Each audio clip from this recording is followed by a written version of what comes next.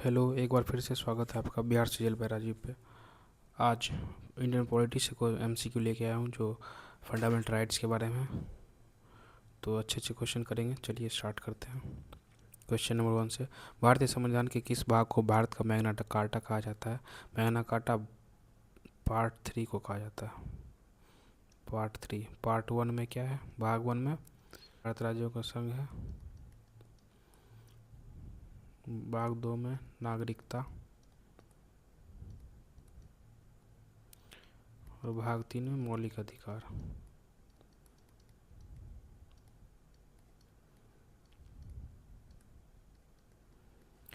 तो भाग 3 को संविधान के मैग्ना कार्टा के रूप में जाना जाता है। आंसर 3। अनुच्छेद भाग 3 में अनुच्छेद 12 से 35 तक है। इसको मैग्ना कार्टा कहा जाता है क्योंकि यह नागरिकों के मौलिक अधिकारों का विस्तृत विवरण देता है। क्वेश्चन नंबर 2, भारतीय संविधान में मौलिक अधिकार किस देश के संविधान से लिया गया है? मौलिक अधिकार लिया गया है संयुक्त राज्य अमेरिका के संविधान से। C answer.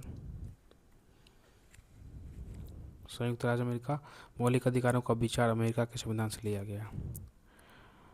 तीसरा क्वेश्चन, वर्तमान में भारतीय संविधान में कुल कितने मौलिक अधिकार वर्णित हैं? भारतीय संविधान में कुल 6 मौलिक अधिकार हैं। पहले क्या था? पहले 7 हुआ करता था। अब एक संपत्ति के अधिकार को हटाकर इसको 6 कर दिया गया है। संपत्ति का अधिकार पहले हुआ करता था, उसको 300 के ए में रख दिया गया है। तो अभी वर्तमान में कुल 6 मौलिक अधिकार हैं।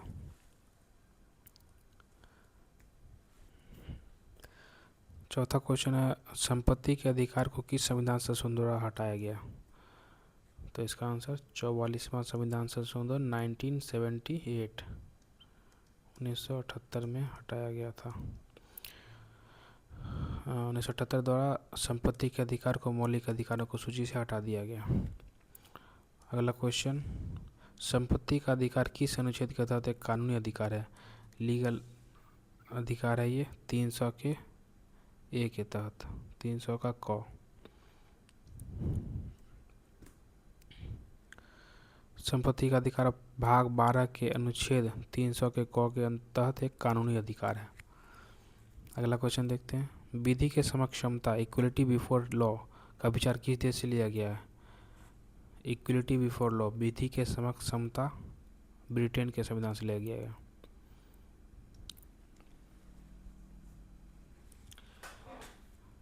विधि के समक्ष समता ब्रिटिश संविधान से ली गई है, जबकि विधि का समान संरक्षण अमेरिका के संविधान से लिया गया है। यहाँ नोटेट करने वाला बात है, समता अगर लगाए तो ब्रिटेन, और विधि का समान संरक्षण बोले तो अमेरिका। क्वेश्चन नंबर 7 देखिए, अनुच्छेद 12 के अंतर्गत राज्य की परिभाषा कौन सा शामिल है? राज्य की परिभाषा में भारत की संसद, राज्य विधानमंडल, स्थानीय प्राधिकारी जैसे नगर पालिका, उपरोक्त सभी।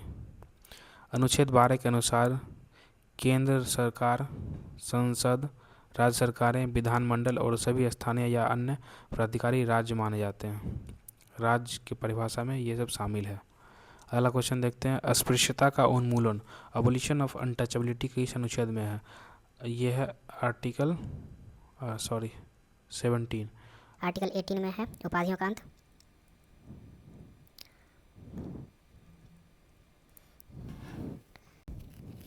आर्टिकल 15 में है, धर्म, मूल वंश, जाति, लिंग या जन्म स्थान के आधार पर भेदभाव संभव नहीं है, भेदभाव प्रतिबंधित करता है ये।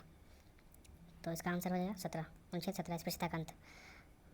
आगे देखिए 9 क्वेश्चन, उपाधियों का अंत, अबोलिशन ऑफ टाइटल्स किस अनुच्छेद में से संबंधित है? अनुच्छेद 18। 17 बता दिया, 18। 19 में है क्षेत्र का स्वतंत्रता, क्षेत्र का स्वतंत्रता, जिसमें पहला स्वतंत्रता है बोलने की स्वतंत्रता, जिसमें देखिए बोलने, अपने विचार रखने और प्रेस की स्वतंत्रता भी इसी में है। 19 के 1 का ए जो है, इसमें है बोलने की स्वतंत्रता, विचार रखने की स्वतंत्रता और प्रेस की स्वतंत्रता, प्रेस की स्वतंत्रता। 19 के 1 के बी में है शांतिपूर्ण सभा की स्वतंत्रता, बिना हथियारों के शांतिपूर्ण इकट्ठा होने का अधिकार, इकट्ठा हो सकता है एक जगह। एक में हो गया, दो में हो गया। 3 में है संघ या समिति बनाने की स्वतंत्रता, संघ या समिति बना सकता है लोग। चौथा में है आबाद संचरण, आबाद संचरण मतलब घूमने, देश में इधर से उधर कहीं भी घूम सकता है, स्वतंत्रता है। 5वां है निवास करने की स्वतंत्रता, वहाँ पे बस सकता है, निवास कर सकता है। 6ठा है व्यवसाय, मतलब वहाँ पे आजीविका करने की स्वतंत्रता, आजीविका। तो इस तरह का स्वतंत्रता आर्टिकल 19 में है। सैन्य और शैक्षिक विशेषताओं को छोड़कर राज्य किसी को भी उपाधि प्रदान दे सकता है, आर्टिकल 18 उपाधियों का अंत। अगला क्वेश्चन देखते हैं, आर्टिकल 21 के ए में शिक्षा का अधिकार किस संशोधन द्वारा जोड़ा गया था? शिक्षा का अधिकार जोड़ा गया था 86 संविधान संशोधन 2002 के द्वारा। 6 से 14 वर्ष के बच्चों के लिए मुफ्त और अनिवार्य शिक्षा को मौलिक अधिकार बनाया गया है। Question number 11, doctor B R Ambedkar ने किस अनुच्छेद को संविधान का हृदय और आत्मा कहा है? आर्टिकल 32, आर्टिकल 32 को संविधान का आत्मा और संविधान का हृदय और आत्मा कहा है बी आर अम्बेडकर ने। इसी के तहत सुप्रीम कोर्ट में रीट 5 तरह के रीट दायर किए जाते हैं। आगे इसका देखते हैं चर्चा। क्वेश्चन नंबर 12, प्रेस की स्वतंत्रता, फ्रीडम ऑफ प्रेस किस अनुच्छेद में वर्णित है? अभी मैंने बताया आर्टिकल 19 के 1 में वर्णित है, फ्रीडम ऑफ प्रेस 19 के 1 में। भाषण और अभिव्यक्ति की स्वतंत्रता के अंतर्गत ही प्रेस की स्वतंत्रता शामिल है। क्वेश्चन नंबर 13, आर्टिकल 15 के तहत भेदभाव का निषेध किस आधारों पर नहीं किया जा सकता? धर्म, मूल वंश, जाति, लिंग, जन्मस्थान, ये भी दोनों के आधार पर नहीं किया जा सकता। मतलब दोनों क्या, धर्म, मूल वंश, जाति और लिंग और जन्मस्थान, तो यहाँ ऑप्शन हो गया ए भी दोनों। अनुच्छेद 15 केवल धर्म, मूल वंश, जाति, लिंग या जन्मस्थान के आधार पर भेदभाव को रोकता है। अगला क्वेश्चन, सरकारी नौकरियों में अवसर की समानता किस अनुच्छेद में वर्णित है? सरकारी नौकरियों में अवसर की समानता, लोक कल्याण में अभिवृद्धि, आर्टिकल 16। अगला क्वेश्चन, पब्लिक एम्प्लॉयमेंट, लोक नियोजन, आर्टिकल 16 में वर्णित है। अगला क्वेश्चन है कि अनुच्छेद 19 के तहत वर्तमान में कुल कितनी मूल स्वतंत्रताएं शामिल है? तो 6 तरह का, अभी मैंने प्रीवियस स्लाइड में बताया 6 तरह का इसमें वर्णन है। मूल रूप से 7 थी, लेकिन 44वें संविधान संशोधन के बाद अब 6 स्वतंत्रता बची। अगला क्वेश्चन, निम्नलिखित में से कौन सा अनुच्छेद केवल भारतीय नागरिकों को प्राप्त है? केवल भारतीय नागरिकों को प्राप्त है 15, 16, 19, 29 और 30। ये 5 अनुच्छेद जो है केवल भारतीयों को प्राप्त है। 15, 16, 19, 29, 30 केवल भारतीयों को प्राप्त है, बाकी दोनों को प्राप्त है, सभी मतलब विदेशी नागरिकों को भी और भारतीयों को भी। सॉरी, हाँ ठीक है, ये 5 को छोड़कर बाकी जो है वो सभी को प्राप्त है, ये केवल भारतीय को भी प्राप्त है। और किस अनुच्छेद के तहत बंदी प्रत्यक्षीकरण, हबीज कॉर्पस रिट दायर किया जा सकता है? आर्टिकल 32 संविधान का आत्मा जिसको कहा था बी आर अम्बेडकर जी ने। अनुच्छेद 226 के तहत हाई कोर्ट रिट दायर करता है और 32 के तहत सुप्रीम कोर्ट। 18वां क्वेश्चन, अपराधों के लिए दोष सिद्धि के संबंध में संरक्षण किस अनुच्छेद में वर्णन है? आर्टिकल 20 अपराधों के लिए दोष सिद्धि के संबंध में और गिरफ्तारी के बाद आएगा तो आर्टिकल 32। अनुच्छेद 20 किसी भी व्यक्ति को मनमाने और अत्यधिक दंड से सुरक्षा प्रदान करता है। अगला क्वेश्चन 19 नंबर, शोषण के विरुद्ध अधिकार में कौन सा अनुच्छेद शामिल है? शोषण के विरुद्ध अधिकार, बलात्श्रम निषिद्ध 23-24। अनुच्छेद 23 मानव तस्करी और बेगार पर रोक और अनुच्छेद 24 बाल श्रम निषेध ये संरक्षण प्रदान करता है, आर्टिकल 23 और 24। अगला क्वेश्चन 20 नंबर, अल्पसंख्यकों के हितों का संरक्षण किस अनुच्छेद में वर्णित है? अल्पसंख्यकों के हितों का संरक्षण है आर्टिकल 29 में। 29 अल्पसंख्यकों को अपनी भाषा, लिपि और संस्कृति को बनाए रखने का अधिकार देता है। अगला क्वेश्चन देखिए, अनुच्छेद 13 के अनुसार कौन सी विधियां शून्य मानी जाएगी? ऐसी विधियां जो मौलिक अधिकारों से असंगत हो, इसके नियमों के खिलाफ हो, इसका उल्लंघन करता हो, ऐसी विधियां शून्य मानी जाएगी। अगला क्वेश्चन है, विधि द्वारा स्थापित प्रक्रिया, प्रोसीजर एस्टेब्लिश्ड बाय लॉ किस देश के संविधान से ली गई है? तो ये लिया गया है जापान के संविधान से। यह प्रावधान जापान के संविधान से लिया गया, अनुच्छेद 21 में भी इसका महत्वपूर्ण चर्चा है। अगला क्वेश्चन देखिए, राष्ट्रीय आपातकाल के दौरान किन मौलिक अधिकारों को निलंबित नहीं किया जा सकता? सभी मौलिक अधिकार निलंबित हो जाएंगे, लेकिन दो आर्टिकल में जो बात कही गई है वो अधिकार निलंबित नहीं किया जा सकता। इसका आंसर आर्टिकल 20 एंड 21, ये 2 अपराध से संरक्षण और प्राण एवं दैहिक स्वतंत्रता, ये दोनों आर्टिकल जो है ये निलंबित नहीं किया जा सकता मौलिक आपातकाल के दौरान भी। ये 44वें संविधान संशोधन के द्वारा कहा गया उसमें कि आर्टिकल 20 और 21 को आपातकाल में भी नियमादर 44वें संविधान संशोधन के बाद अनुच्छेद 20 और 21 को आपातकाल में भी निलंबित नहीं किया जा सकता है। अनुच्छेद 19(1) ग के तहत नागरिकों को क्या बनाने का अधिकार है? संघ या सहकारी समिति। संघ या सहकारी समिति। आर्टिकल 19 में 6 बात था। पहला देखिए, बोलने की स्वतंत्रता या प्रेस, अभी हमने पीछे देखा था प्रेस। दूसरा में सभा बुलाने की स्वतंत्रता और तीसरा में है संघ या सहकारी समिति स्थापना करने की स्वतंत्रता है। अगला क्वेश्चन है कि किसी भी व्यक्ति को एक अपराध के लिए 2 बार दंडित नहीं किया जा सकता, यह क्या कहलाता है? डबल जेपार्डी। इसको कहते हैं दोहरे दंड से संरक्षण, डबल जेपार्डी। 20 के 2 के तहत एक अपराध के लिए किसी व्यक्ति को 1 से अधिक बार सजा नहीं दिया जा सकता है। 20 के 1 में क्या है? इसमें है protection from x post facto law. इसको बोलते हैं कार्योत्तर विधि से संरक्षण। मान लीजिए कि किसी टाइम पे किसी व्यक्ति ने अपराध किया, उसके लिए उस टाइम सज़ा 1 साल थी या कोई जुर्माना था, और अभी वर्तमान में उस नियम में चेंज हुआ है और उसके लिए सज़ा 5 साल है। तो जिस टाइम वो व्यक्ति उस क्राइम को किया है, तो उसी के अनुसार उस पर मुकदमा दायर किया जा सकता है। इसी को कहते हैं कार्योत्तर विधि से संरक्षण। और दूसरा में डबल जेपार्डी, एक सज़ा के लिए एक ही बार आपको, एक अपराध के लिए एक ही बार सज़ा दिया जा सकता है। अगला क्वेश्चन देखिए, 14 वर्ष से कम आयु के बच्चों को खतरनाक उद्योगों में काम करने से कौन अनुच्छेद रोकता है? तो आर्टिकल 24 है जो बच्चों को खतरनाक उद्योगों में काम करने से रोकता है। सिखों द्वारा कृपान धारण करना किस अनुच्छेद के तहत एक धार्मिक स्वतंत्रता का अंग है? आर्टिकल 25।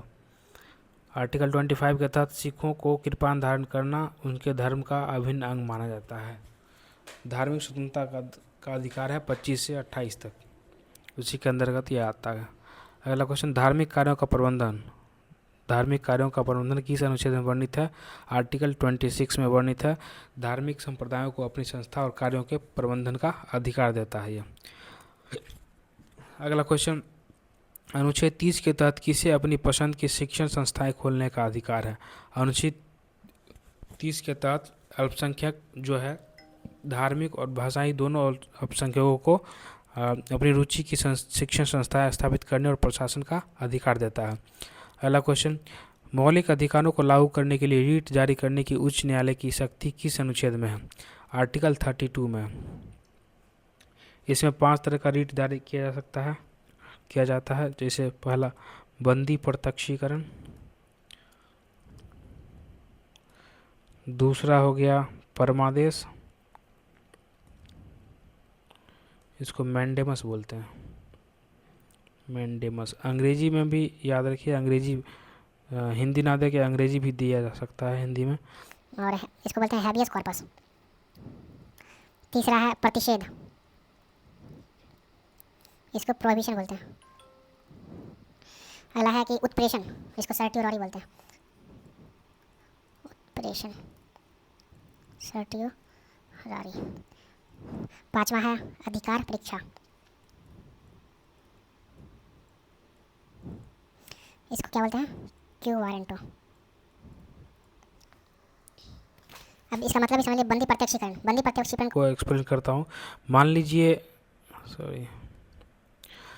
लीजिए किसी पुलिस ने किसी व्यक्ति को बिना कारण या वारंट की गिरफ्तार कर लिया और 24 घंटे से अधिक समय तक जेल में रखा, लेकिन कोर्ट में पेश नहीं किया, तो क्या होगा? ऐसे में उसका परिवार कोर्ट जा सकता है।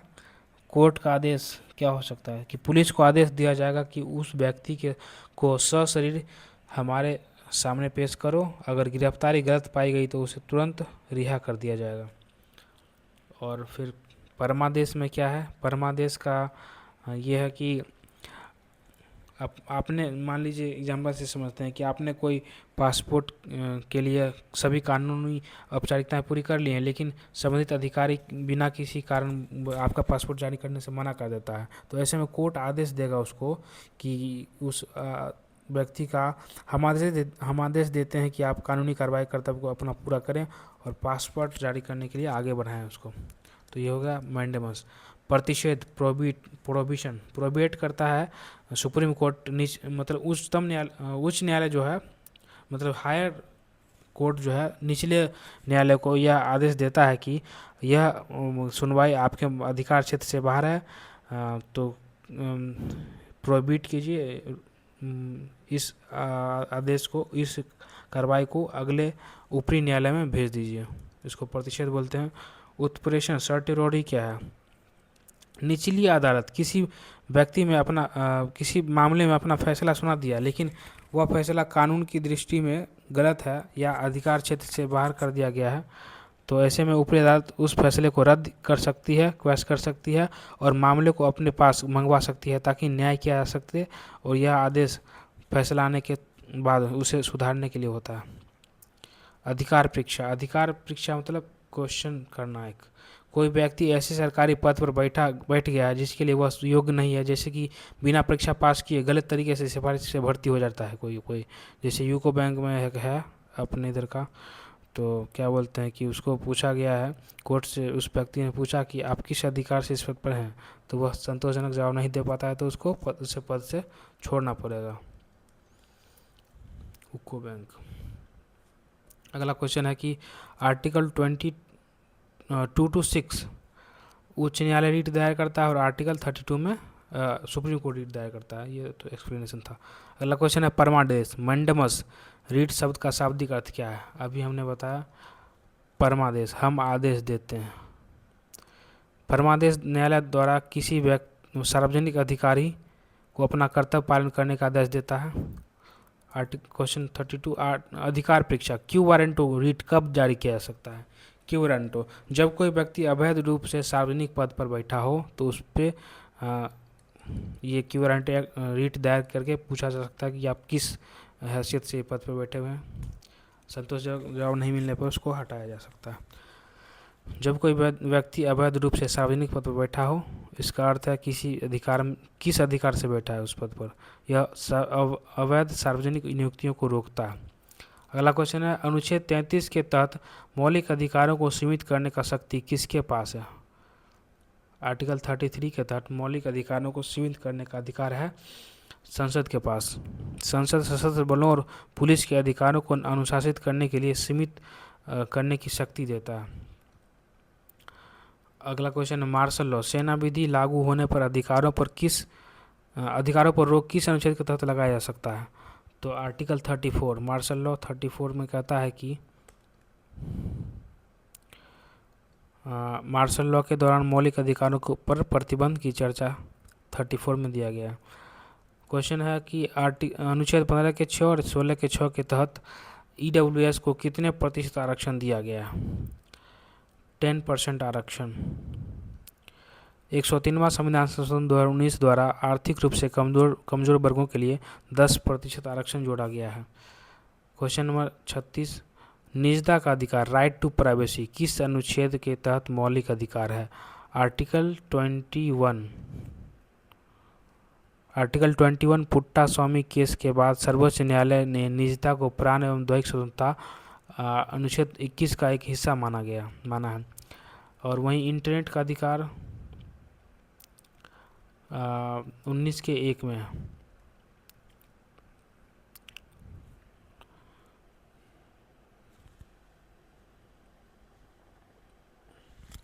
इंटरनेट पाने का अधिकार।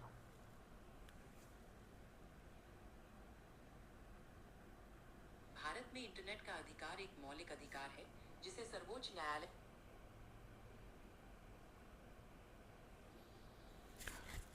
अगला क्वेश्चन, किस रीट को व्यक्तिगत स्वतंत्रता का महान संरक्षक कहा गया है? किस रीट को व्यक्तिगत स्वतंत्रता का महान संरक्षण कहा गया है? बंदी प्रत्यक्षीकरण। हैबियस कॉर्पस रीट अवैध हिरासत के खिलाफ सुरक्षा प्रदान करता है। अभी हमने बताया 24 घंटे तक सशरीर उसको जज के सामने पेश करना होता है। यह आर्टिकल 19 मैंने बताया, इसको नोट करिएगा। इंटरनेट पाने का अधिकार आर्टिकल 19 के 1 में है, और निजता का अधिकार आर्टिकल 21 में।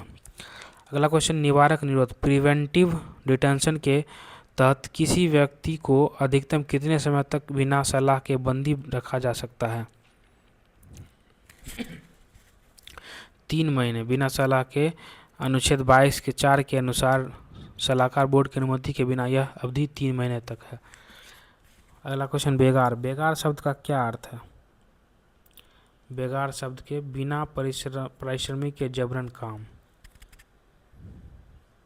बिना पारिश्रमिक के जबरन काम अनुच्छेद 23 बेगार और मानव दुर्व्यवहार को प्रतिबंधित करता है। मौलिक अधिकारों की प्रवृत्ति कैसी होती है? मौलिक अधिकारों की प्रवृत्ति निगेटिव पॉजिटिव दोनों होती है। कुछ अधिकार राज्य को काम करने से रोकता है, नकारात्मक, और कुछ नागरिकों को ये सुविधा देते हैं कि सुविधा दिया जाता है वो पॉजिटिव वे में उसको लिया जाता है, और गवर्नमेंट को मौलिक अधिकारों से हनन करने से रोकता है, वो नेगेटिव हो गया। अगला क्वेश्चन, पृथक्करणीयता का सिद्धांत डॉक्ट्रिन ऑफ सेवरेबिलिटी किस अनुच्छेद से संबंधित है? तो आर्टिकल 13।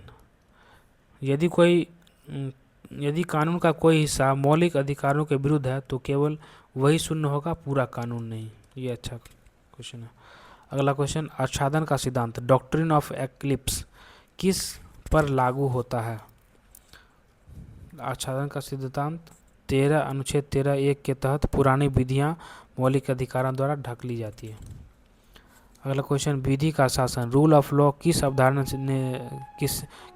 किसने दी? विधि का शासन रूल ऑफ लॉ की अवधारणा किसने दी? आंसर एवी डाइसी। ब्रिटिश न्यायविद एवी डाइसी ने विधि का शासन सिद्धांत दिया, जो अनुच्छेद 14 का आधार है।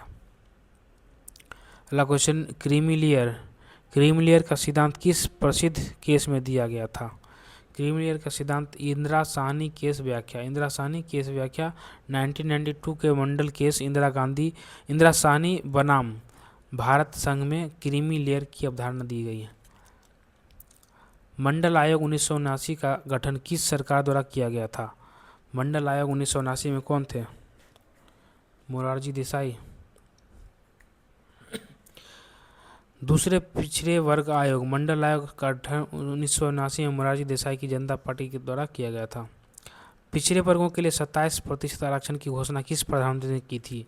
बीपी सिंह ने 1990 ईस्वी में मंडल आयोग की सिफारिश पर 27% आरक्षण की व्यवस्था की लागू किया। अनुच्छेद 19 के 4 संपत्ति का अधिकार संपत्ति की स्वतंत्रता को कब हटाया? संपत्ति की स्वतंत्रता को 1978 में 44वें संविधान संशोधन के द्वारा हटा दिया गया। विदेश यात्रा करने का अधिकार किस अनुच्छेद के अंतर्गत आता है? विदेश यात्रा करने का अधिकार 19 के तहत ही आता है।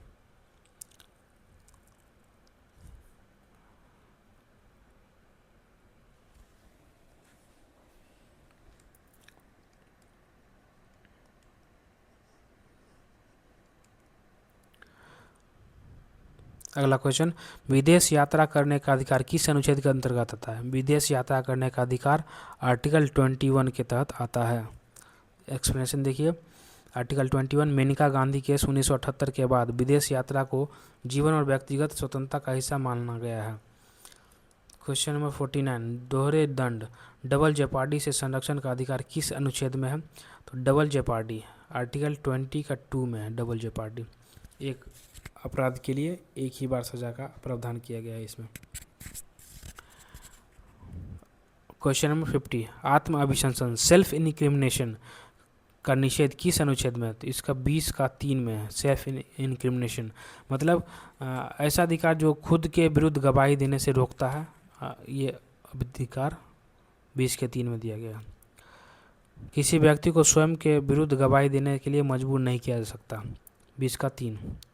शिक्षा का अधिकार right to education act 2009 Bharat में कब से लागू हुआ? भारत में कब से लागू हुआ? 1 अप्रैल 2010। संसद द्वारा पारित होने के बाद यह कानून 1 अप्रैल 2010 से प्रभावित हुआ था। क्वेश्चन नंबर 52, अनुच्छेद 25 के अनुसार हिंदू शब्द में कौन शामिल नहीं है? सिख, जैन, बौद्ध, पारसी। आंसर पारसी। सिख, जैन, बौद्ध हिंदू है, पारसी हिंदू में शामिल है, पारसी नहीं है। अनुच्छेद 25 की व्याख्या के अनुसार हिंदू शब्द में बौद्ध, जैन और सिख शामिल हैं, लेकिन पारसी नहीं। क्वेश्चन नंबर 53, अल्पसंख्यकों की परिभाषा का आधार क्या है? अल्पसंख्यकों की परिभाषा का आधार है धर्म और भाषा दोनों। भारतीय संविधान में अल्पसंख्यकों का आधार धर्म और भाषा दोनों को माना गया है। अगला क्वेश्चन, अनुच्छेद 32 के तहत रीट जारी करने की शक्ति किसके पास है? तो ये है केवल सर्वोच्च न्यायालय के पास। आर्टिकल 32 उच्च न्यायालय के पास, 226 आर्टिकल 226। अगला क्वेश्चन, उत्प्रेषण सर्टी और रीट कब जारी किया जाता है? जब निचली अदालत अपने अधिकार क्षेत्र से बाहर काम करे। जब निचली अदालत अपने अधिकार क्षेत्र से बाहर काम करे, यह रीट वरिष्ठ न्यायालय द्वारा अधीनस्थ न्यायालय को मामले के रिकॉर्ड भेजने के लिए जारी किया जाता है। यही था हमारा आज का लास्ट क्वेश्चन, 55 क्वेश्चन। आपके कितने सही हुए कमेंट करिए। कैसा लगा आपको ये MCQ का सेशन कमेंट में बताइए। अच्छा लगा हो तो लाइक कीजिए, शेयर कीजिए और चैनल को सब्सक्राइब कीजिए। Thank you, bye bye, session dismissed.